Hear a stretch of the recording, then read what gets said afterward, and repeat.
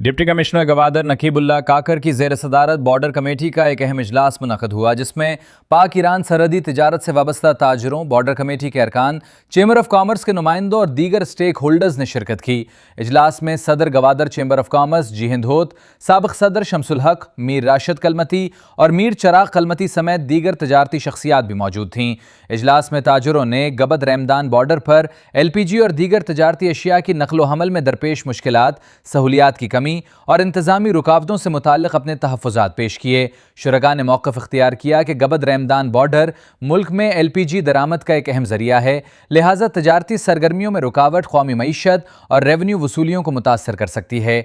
Deputy commissioner Naqeebullah काकर ने ताजरों के मसाइल गौर से सुनते हुए यकीन दहानी कराई कि ज़िला इंतज़ामिया कानूनी तजारत के फ़रोग़, सरमायाकारों के एतमाद और बॉर्डर पर तजारती सरगर्मियों के तसलसल को यकीनी बनाने के लिए हर मुमकिन इक़दामात करेगी।